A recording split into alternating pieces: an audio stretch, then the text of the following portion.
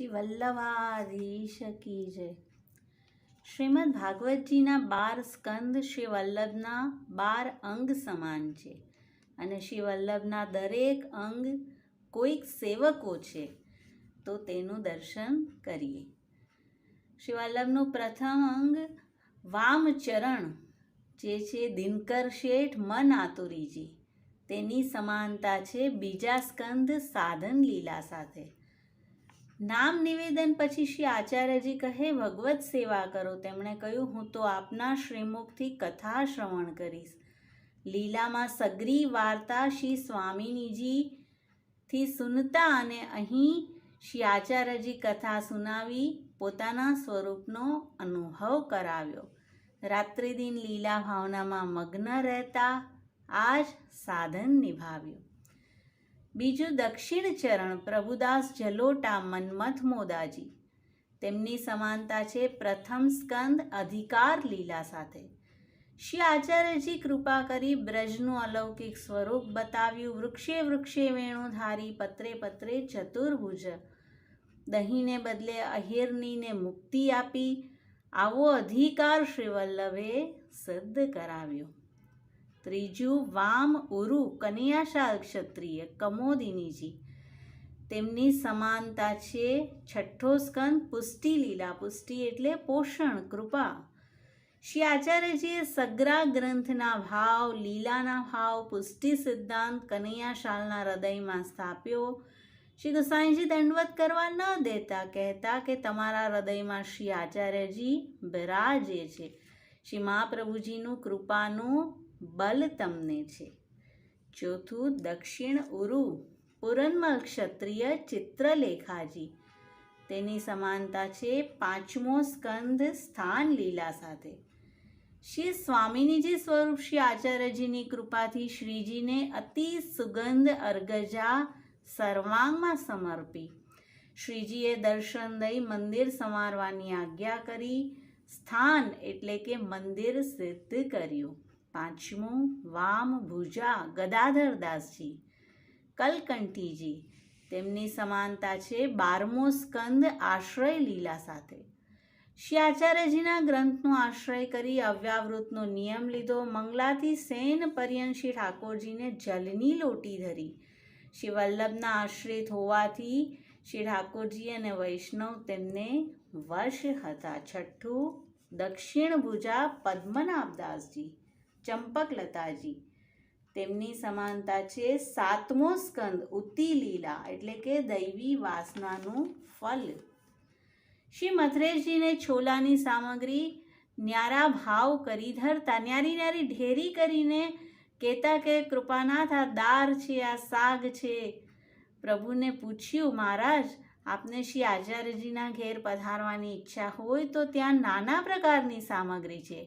શ્રી મથરેશજીએ કહ્યું, મોકો તેરો કિયો ભાવત હૈ, પ્રીતિ તે હરો ગુંગો. સાતમું વામકર જાદવેન્દ્રદાસ મદોન્મતા બિજારશે નંદરાયજીને ત્યાં. ફાગણવદ સાતમની રાત્રિએ શ્રી ગુસાઈજી શ્રીમુખથી આજ્ઞા કરી, આ સમયે મંદિરની નીમ ખોદાય તો ભલો દ્રઢ થાય.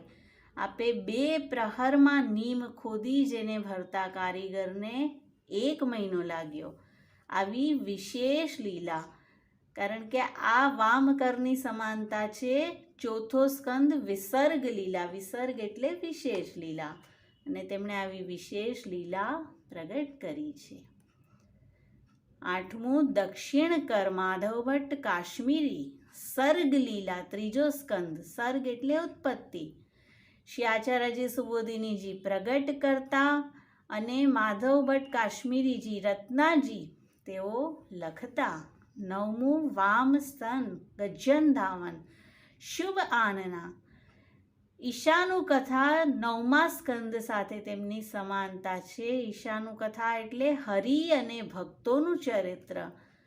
ગજ્જન એકવાર પાન લેવા ગયા, હાટ પર વિરજવર આવ્યો. શ્રી નવનીત પ્રિયજી પણ તેઓ આવ્યા પછી જ રાજભોગ આરોગ્યા. આવો પરસ્પરનો સ્નેહ હતો. 10મું દક્ષિણ સ્તન નારાયણદાસ બ્રહ્મચારી મધુરેક્ષણાજી, તેની સમાનતા છે 8મો સ્કંદ મન્વંતર લીલા. મન્વંતર એટલે સદધર્મરૂપ સદાચાર. એકવાર શ્રી ગોકુલચંદ્ર માજીએ કહ્યું, કચ્છું માંગ.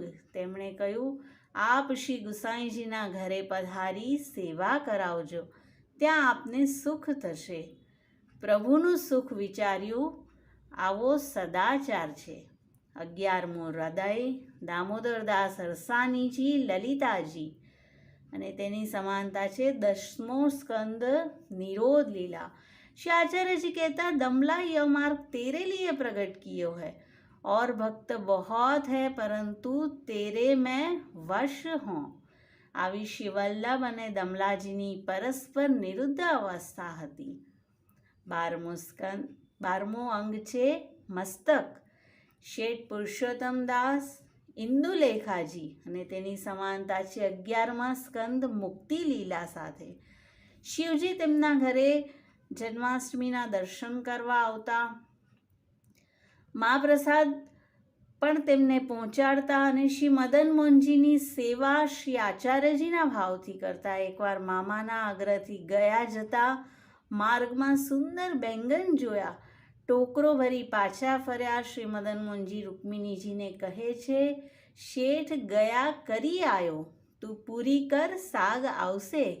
બીજી વાર સેનભોગ ધર્યો. મહાપ્રસાદ વૈષ્ણવને લેવડાવ્યો.